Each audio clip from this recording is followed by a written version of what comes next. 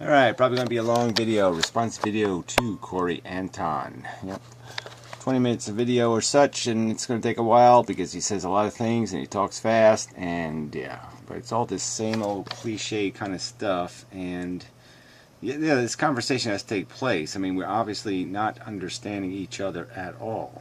Okay, so I guess I'm going to do a quick little follow-up from the video I shot a couple days ago, and I want to talk more about the gift character. When a gift character of life or of existence. Yeah, well, this whole idea of even changing gift into a metaphor or imposition into a metaphor, these aren't metaphor words, okay? They're not. They're explicit descriptors. So maybe we should describe what explicitly what a gift is. Can a gift be a 4-year-old fruitcake I take out of my freezer and I put really fancy wrapping paper on it and I give it to somebody? Is that a gift? Come on, what is a gift? When I talked about the limitations of metaphor and was suggesting that the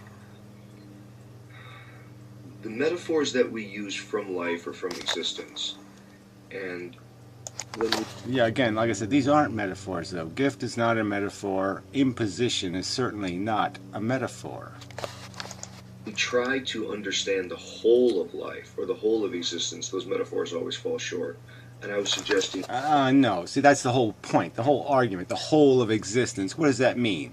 Yeah, of course, you value your life based on the whole thing. And none of you people talking, none of this conversation taking place between any of these people, we're all people who haven't even died yet. You haven't faced being an old person, you haven't faced being in a nursing home, you haven't faced Alzheimer's, you haven't faced cancer, you haven't faced the worst of life. We got to concede, okay? The end is generally the worst of life. Most people aren't lucky. They don't die in their sleep, or they don't drop dead of a massive heart attack. Most people die slow and hard. So yeah, you got to do the whole thing. You got to take the whole big, long, whatever it is, the whole game, and judge it, okay? How much fun is it to watch your child die? All right, my parents had to watch one of theirs die. It wasn't any fucking goddamn fun. That, again, you can compare two things within life or within existence, but when you try to compare something to life or existence, it ends up hiding more than it highlights.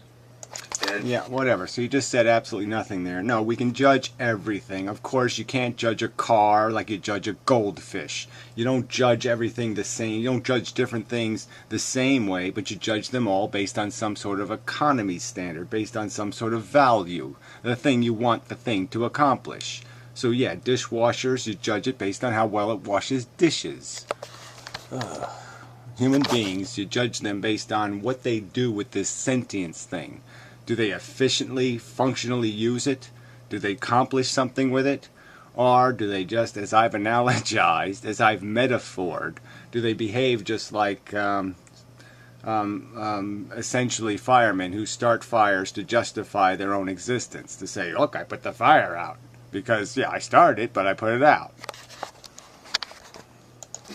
I used some different examples in there, including the example of gift, where if someone wants to say that life is a gift, that's just a partial representation of some aspects of life, not a total. You know, it doesn't accurately sum up. Well, I know, but then what's the point? All right, and what are we going to talk about? Are we going to talk about what the life is for the person who's living it, the person who's been the beneficiary of the gift? Or are we going to talk about the person imposing the gift, giving the gift? There's two parts to that equation. So who are you talking about? The victim of the gift or the imposer of the gift? Life, and I was comparing that to some other ones where, you know, life is a roller coaster, or I know in the anti-natalist position people have been saying that life is an imposition, or even, you know, life is gambling or life is rape, and again, some of these were... Yeah, well, you want to just throw them all into one pile. That's great, yeah, so that's just pigeonhole bullshit, so I'll just call you a religious wacko, and we'll end the conversation right there, because we'll just do this cliche bullshit. Yeah, but that's just nonsense, all right? So don't mix the metaphors. Some of the metaphors are right on point, okay? The metaphor of we justifying our existence by essentially creating the criminal, and then we go out and catch the criminal. And now somehow we've justified our existence. That's a good metaphor. The drunk driver is kind of a good metaphor, okay? You go out and you, for your own comfort, for your own expedience, you take a gambling risk with somebody else's welfare, for what their welfare is now on the line because of a game you want to play, because you just can't help rolling the damn dice.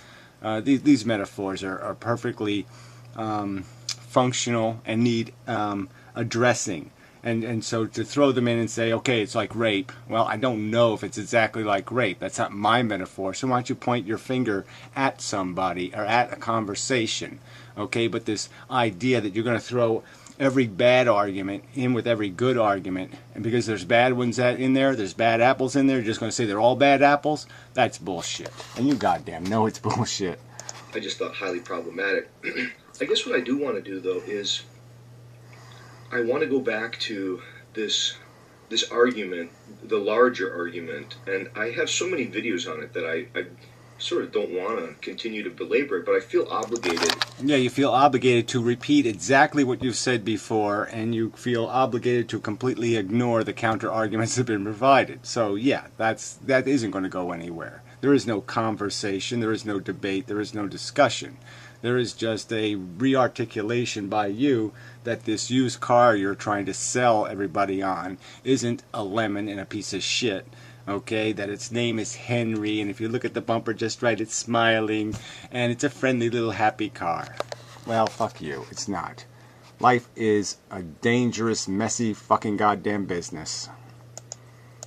To say a couple more words anyway about the gift character of life. I do think if you're going to use a metaphor, gift is the best metaphor. That life is... Well, like I said, gift is not a metaphor. In this circumstance, it's just not a metaphor. It's an explicit statement describing what life is. You're saying that life, like something you buy at a quality store, okay, a good product, okay, that has been that's functional. It's not going to kill the person you're giving it to. It's not going to harm the person you're going to give it to. Come on, we know that most gifts are fail effing safe. Okay, they have that little UL symbol on it, right? You buy the gift and it has the UL symbol on it and all that kind of stuff. It's not going to burn down the person's house. It's not going to ruin them. And if it did, you wouldn't call it a damn gift, would you? So this is just a bullshit metaphor. There is no care taken in this production of life thing. There is no fail-safe. There is very little. It is exactly the opposite of a gift in terms of the proportions. Okay, there is no UL safety standard that's been met here. All right, so this is not a gift. This is a risk imposed. It's a gift. It is. Your existence, your very breath, the being that you take yourself to be is somehow a gift without a giver. Oh yeah, well that just makes so much sense. Okay, fine, great. Rah, rah, rah. The home team is the best team, even if it doesn't win a game. Right? I mean, isn't that the same thing as saying even if there's not a giver, we'll just make some shit up? Okay, it's a gift, but yeah, nature made it just right. Everything's just fine. No, we're not addicted. No, we're not just consuming and reproducing for just to satisfy the functional purpose of a stupid molecule. No, we're accomplishing something. Why? Because we need to believe that, and you don't care about the fucking truth. You just lie. So the lie sounds better. The lie is more fun. So fuck the goddamn truth. So there's a metaphor for that, okay? You're raping the fucking truth. And the truth has a little tiny, tiny, tiny, tiny anus, all right? And so even with your little pencil dick, you're going to hurt the goddamn truth. You're going to violate it in a nasty, harsh way when you fuck it this way.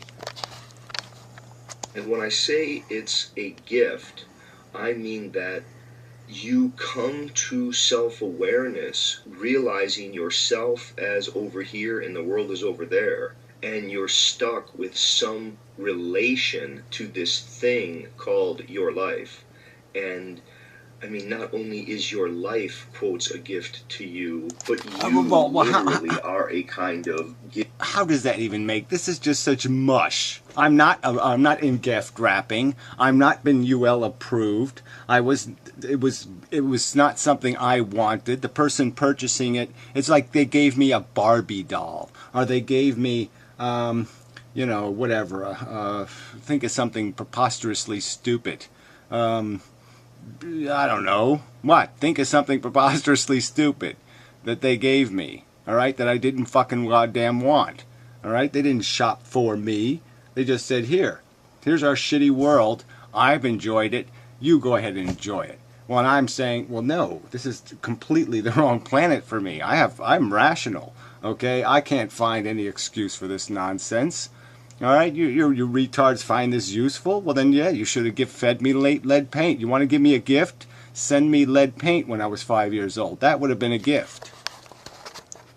Gift to yourself, that you emerge to yourself. Blah, blah, blah. In a thrown way, out of existence. I mean, you sort of emerge out. And the point of gift is that it's not simply, that it's all a good thing and people love it and people are happy with it. I don't think that's the point at all. Yeah, right. So again, the metaphor is completely useless. It's not a metaphor in the first place, and any rational description of gift doesn't include a bunch of catches. So now if you're going to say, well, yeah, life does have catches, and yeah, life does have a mortgage, and yeah, life is a expired credit card, and life is blah, blah, blah. Well, if you're going to add all these catches, then your gift metaphor is broken. If your gift, your misappropriation of the word gift as a metaphor, regardless, is broken. You can't apply it to this circumstance if you're going to start applying conditions. Point at all. The point is that people feel thankful. They wake up in the morning, it's a sunny day, and they feel gratitude. They feel... Oh, well, again, yeah, and for every one of those, there's somebody else who wakes up and says, oh, my God, I still got the headache.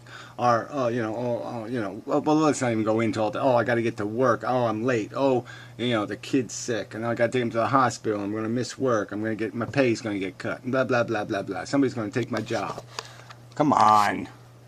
Sense of thanks. And when they do that, they're appreciative of their life. They're appreciative of all that they have, and it was from nothing, right? You started with nothing, and somehow now you have a life that you're invested in. That you well, yeah, somehow. But again, that emerged from a kind of 0 point. It emerged from a 0 point, but we know what it emerged from, okay? We know what the game is. The game that you won't pay any attention to. Consumption, reproduction, cannibalism, and addiction. And that's all you're describing here. Okay, yeah, we emerge into our addiction and our insatiable desire and our unrelenting need. Oh, and we just run after the little synthetic piece of cheese. Why? Because we're fucking addicted. Yeah, so use the real word, and it doesn't sound like such a great thing anymore, does it? No. I think the point is that people, to the extent that they feel as if they've received something, whatever that means, they feel an obligation to give back. And there's let's talk about how people think, not about how people feel. And we know that most people talk that crap because they believe in God, and they don't want to offend God by saying, well, you know what, God, this really does kind of suck. They're afraid to say those words because they say, oh, I'm going to ruin my lottery ticket to heaven. The voodoo is going to scare them. They're scared to step on cracks. They're fucking superstitious assholes. And so you're gonna sit there and take the testimony of superstitious retards, and you're gonna have a conversation with me and expect me to find that has some meaning, because superstitious retards will utter certain mumbo jumbo, open sesame jargony voodoo-y words that I should somehow be impressed? No, sorry. Meaning horizon that opens up from giving back, right? And this is partly, it is related to the history of sacrifice in human cultures. There's a long, tons and tons of anthropological studies, tons of historical studies. Yeah. Let's talk about all the sacrifice, and let's talk about all the other end of that. Okay, all the graft, all the taking, all the stealing, all the exploitation, the hundreds of years of taking, grotesque exploitation. Again, you just keep painting this. This is just whitewash. This is just such a distortion of the truth. The truth, On the role of animal sacrifice, human sacrifice, and various ways that people tried to make contributions to their world. Right? I mean, you Yeah, have lots yeah, of cases right. of people. Yeah, right. By sadistically harming another sentient creature. That's their sacrifice, right? Or throwing their daughter into a volcano. That's, you're going to defend that kind of psychology as anything else but insane. Jesus. Who they feel good, quotes, giving back to their communities, to their worlds, to their Oh, families. you've said this now twice, this giving back crap. You know, people feel good because it makes them feel like they're productive, because it's an ego thing. Okay, if we can't be decisively the champion in some overt way, like I'm physically stronger, or I'm prettier, or I'm more articulate, or I have more degrees on my wall, or whatever the standard is, if they can't do it that way, then all they got left is being helpful in some way to somebody else, to gain, reward points, to gain their celebrity points in a way. It's the same kind of thing that people are feeding on. They're feeding on a need to be useful. And if they can't be useful just by being pretty or just being fun to look at, or funny even, to being entertaining, being useful in some overt way, then the only other way they got to be useful is, okay, I'll wash your dishes, and okay, I'll scrub your floors, or okay, I'll stroke your penis. But let's not again aggrandize these psychologies that human beings get trapped in. They're psychologies here. Come on, this isn't philosophy, this is psychology. And in giving back, some kind of meaning is accomplished. And I think what's interesting there is, if you say give back, that does mean they somehow feel as if they've been given. Yeah, well, again, what people somehow feel is kind of irrelevant to philosophy. So again, just keep perverting philosophy into this psychobabble bullshit. Okay, it's not about the truth. It's not about explicitly refining a concise, rational definition of exactly what life is and what we're participants in. No, don't describe the maze game for what it is. Whitewash the hell out of it until you can make it something that smells good, put perfume on it. It's lipstick on a pig, Professor. That's all you're doing. And you're saying that's what an enlightened, high intelligence is going to do. It's just going to put lipstick on the pig. I mean, that's just an insult to our fucking intelligence. To do it right in the open like this, too. To do it so overtly. To sit there and put the lipstick on the pig right here in front of me, right in front of me, and then say, aren't you fooled? Don't you want to have a relationship with the dear sweet pig? I mean, I put lipstick on it. It's got a pink dress on. Aren't you fooled? No, I'm not fooled, Professor. Much. That is, their life feels to be a gift. And so the gift character is a way that helps us try to make sense of it. No. You're not trying to make sense of it. You're trying to de-sense it. You're trying to change it into something it's not, so you can eat it. So you can feel good about eating it. So you can feel good about wallowing in it. You're pretending the cesspool and the turds and the crap that you're swimming in, you're just going to pretend it's chocolate and it's something else. And then that way you can swim in it. And that's all you're goddamn doing. Here's why I don't like the imposition argument. Okay? There's a great line from Nikon, a Japanese school of psychotherapy. David K. Reynolds has done a lot of work with. But one of the great lines in Nikon is that the day you were born was the day your mother suffered. Oh, yeah, brilliant. Totally irrelevant to the fact that you are in the world, right? The day you were born is the day you're born. What your mother did is kind of irrelevant to the fact that now you are a participant. Now you have a welfare, okay? Period. That's the new game. I mean, so yeah, again, try to drag the mother into the fact of what an existence is. When you start to ask the question about imposition, who is it a greater imposition upon? The child or the parents? Well, let's not talk about the child until we've described what the child is going to face in life. So, I mean, obviously, if the child has, whatever elephant man disease, whatever the technical name is, has a bunch of tumors start growing in their fucking brain and their skull when they're 7 years old, then I guess the imposition is going to be felt by that child pretty damn hard. If they get leukemia when they're 7 years old, that ain't going to be too sweet either. They're paralyzed in a pee-wee football game. That ain't going to be too fucking sweet either. So there's going to be lots of opportunity for imposition. But just to sit there and say child, no, it's a human being. All right? It's not going to be a child. It's going to be a fucking adult. And it's eventually going to be an old adult and die. It's inevitably going to die, whether it's old or young. It's going to die, Professor. So there's an imposition at minimum of death. Ugh. Now, you could say, well, it's greater on the child. But it's certainly, again, and I'll grant that. Let's just say that it is. But it's not. Well, then let's just agree on that. Then let's just agree that it's an imposition on the child. All right. Again, I'm not going to argue about the psychology of wacky women. All right. But you're going to do it, so I guess I'm going to have to address it. But this is just so stupid. People do all kinds of wacky things for what look like to other people nonsensical victory. Right. There's a guy to satisfy his sexual desire. He let a horse, have sex with him and kill him. There's people who climb mountains, endure horrific hardship. Their feet freeze off, all kinds of other bullshit, but they're obsessed with climbing the stupid mountain.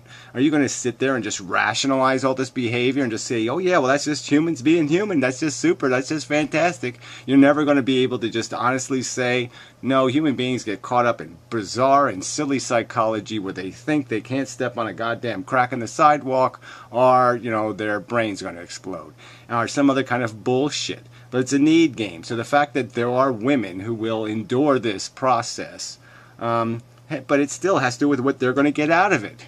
I mean, if a rapist takes 3 years to plan his crime, 3 years of meticulous planning, he follows the girl around, he knows everything about her, everywhere she goes, just 3 years of meticulous work, does that make it an admirable thing?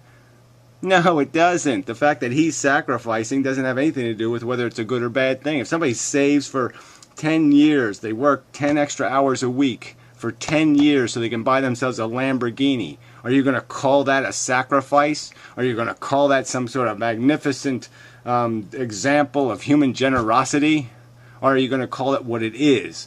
Fucked up psychology. Not an imposition, not an imposition upon the family. It seems to be a quite significant imposition upon those people. In fact, that's partly why many people choose abortion. They choose abortion because having the child would be too much of an imposition. Too much of an imposition on them, too much of an inconvenience for them, and they might even realize that, their child isn't going to benefit from their parenthood. They're in no capacity to take proper care of it, and so they make the rational choice and say, the hell with this. I can't even get my life to work right. Why the fuck would I want some other life to mess with? But again, you twist this argument. So exactly what's the male sacrifice? He doesn't go through pregnancy. He doesn't go through all that crap. At worst, his contribution is a financial one. All right, but we know that people will spend preposterous amounts of money on nonsense. So you can't use that as an argument that it's meritorious just because men are willing to spend money on it. Men will spend money on absolute garbage. Literally.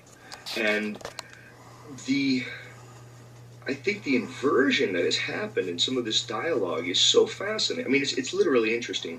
The fact that there are a good number of people in the antinatalist camp who want to claim that having children is selfish is so interesting.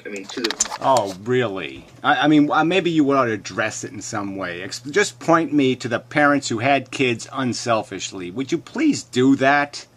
Okay, and not adoptive parents. I'm not even going to say they're not unselfish, because I think they are selfish. They want to have kids because they need something to fill their life. Okay, they're not doing it out of the goodness of their heart. They're not doing it because they hear the universe saying it needs to be done.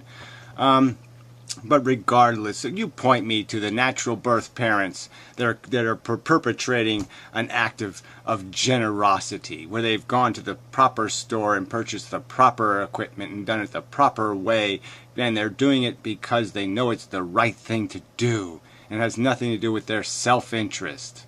Oh, you won't be able to do that, Professor. So again, this is just, you've tried here to manipulate people's sensibilities and now make it ludicrous that somebody would think water's wet. I mean, that's how manipulative you are. You're trying to break the word wet and say, no, it's not really. No, wet isn't wet. Come on, get serious. And water can be frozen, and then it's not wet. Or it can be like dry. Well, dry ice isn't water. But it can be in all kinds of different forms, and other things can be. I mean, you're just playing the game with the fucking words. We know that people goddamn have kids for no goddamn rational reason. They have it for a personal reason. Bulk of popular American culture, popular U.S. culture, not having kids would be deemed the selfish act. I think that's the way that most people would think about it. They would say, well, if you don't... Right, and that is completely idiotic, right? Now, can we concede that? Most people think, angels exist. Most people think lots of wacky and stupid things. And most people, happen to be in that camp of reckless reproducers. So, of course, they're going to justify their own behavior. Of course they are. All right, but of course it is the right thing to do not to have the kid. And probably most people will be able to say that if you're addicted to heroin and you have AIDS, that it's probably the right thing to do not to have a child. I bet you most people will say that, Professor. You don't have kids because you're selfish and you're worried about your own comforts, your own ease, providing just for yourself. Whereas parenting, oftentimes, especially someone who is going to be a good parent, it involves, for the mother, I mean, literally risking her life to give birth to that baby. Right, and mountain climbers risk their life to climb to the top of a stupid mountain for absolutely nothing.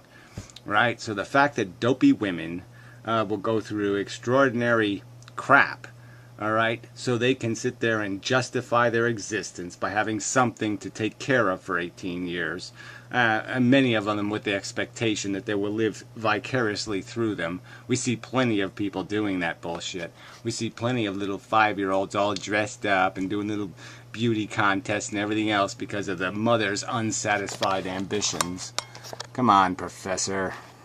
And then constant, round-the-clock feeding. There's numerous demands upon the person. The baby could die. I mean, it's a lot of responsibility. It's a lot of stress.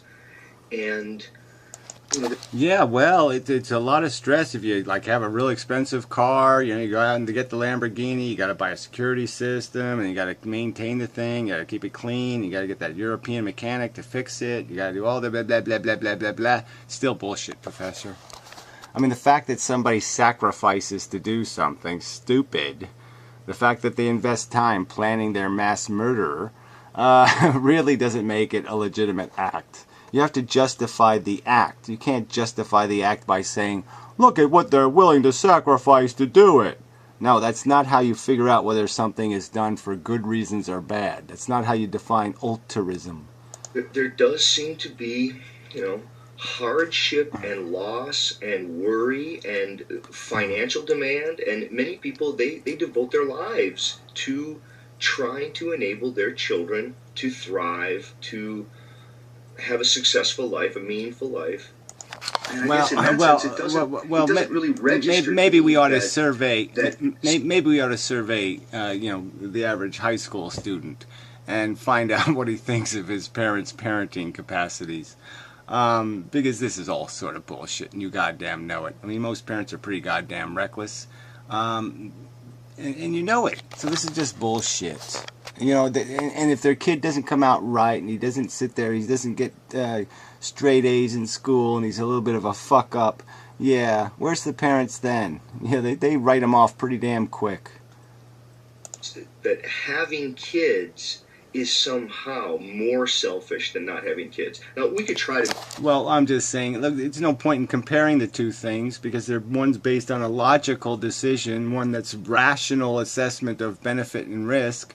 The other one's completely irrational. It has no rational component. Absolutely none. The only reason why it happens is because people need to do it. All right? Their ego needs it. There's no other reason for it to happen. There is nothing in the universe saying it needs to happen. It needs to happen. You got to do it. You got to do it. No, all the motivation is generated from inside of their fucking psychology.